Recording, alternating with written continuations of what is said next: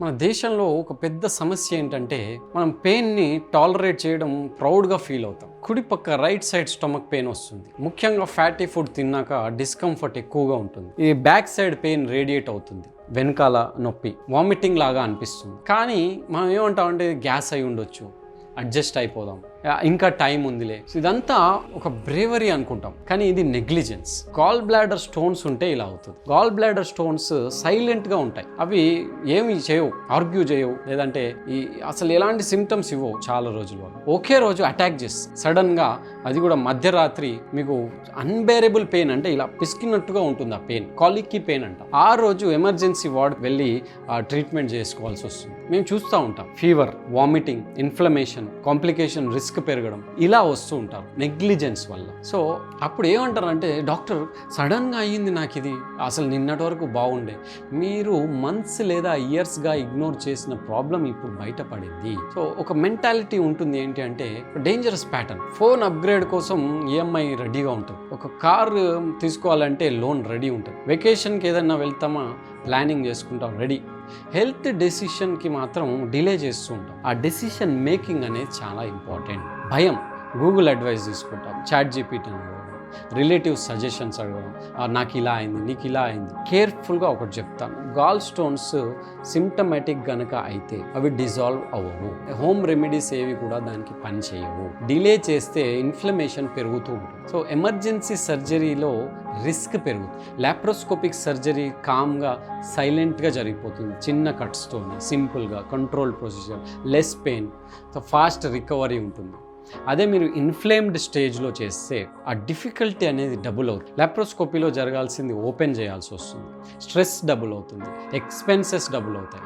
So నేను మీ doctor Raghuteja, laser and laparoscopic surgeon, 1000+ laparoscopic gall bladder surgeries చేశాను. నాకు ఒక విషయం క్రిస్టల్ క్లియర్గా తెలుసు, people suffer more because of ఆ డిలే వల్ల, సర్జరీ వల్ల కాదు, ఆ డిలే వల్ల, డిసీజ్ కన్నా. సో పెయిన్ ఒకేషనల్ అంటే సేఫ్ కాదు, పెయిన్ టాలరబుల్ అంటే హార్మ్లెస్ అని అర్థం కాదు. బాడీ వార్నింగ్ ఇస్తుంది, అర్థం చేసుకోండి అని అర్థం.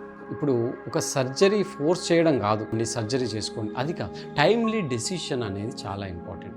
అక్కడ టైమ్లీ డెసిషన్ తీసుకుంటే మీరు కాంప్లికేషన్ అవాయిడ్ చేయొచ్చు.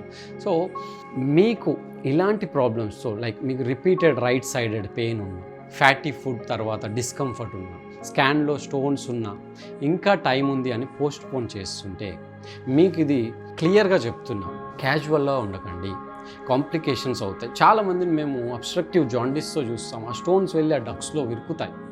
సో ప్లాన్డ్ కరెక్షన్ చేసుకుంటే, ప్లాన్డ్ సర్జరీ చేసుకుంటే చాలా సింపుల్గా అయిపోతుంది. సో ఎమర్జెన్సీ వార్డ్కి వెళ్ళే ముందే కన్సల్టేషన్ రూమ్కి రండి.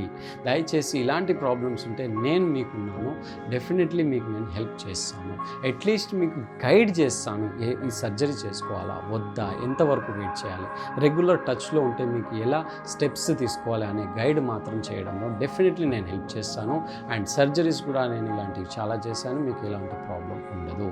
If you are serious about protecting your future, register for gallbladder awareness webinar or book your consultation today. Consultation book చేసుకోండి. పెయిన్ని నార్మలైజ్ చేయడం రెవల్యూషన్ కాదు, టైమ్లీ కరెక్షన్ చేయడం ఒక రెవల్యూషన్. సో మీ హెల్త్ మీద లీడర్షిప్ మీరు తీసుకోండి. డిలే చేసిన ప్రతి డెసిషన్ ఒక రిగ్రెట్గా మారుతుంది. సో వైజ్గా చూస్ విజ్డమ్, చూస్ టైమింగ్, చూస్ రెస్పాన్సిబిలిటీ. గాల్ బ్లాడర్ రెవల్యూషన్ ఇక్కడ మొదలవుతుంది. సో ఎందుకు ఇంత డీప్గా చెప్తున్నా అంటే, నేను చూస్తున్నా కాబట్టి, చాలామంది ప్రాబ్లమ్స్తో నెగ్లెక్ట్ చేసి వస్తున్నారు కాబట్టి. సో దయచేసి ఇలా నెగ్లెక్ట్ చేయకండి. ఐదర్ వెబినార్ అన్న అటెండ్ అవ్వండి, లేదా కన్సల్టేషన్ బుక్ చేసుకోండి. ఎనీ టైం మీరు నన్ను రీచ్ అవ్వచ్చు. Doctor Raghuteja, laser and laparoscopic surgeon. Thank you. By by.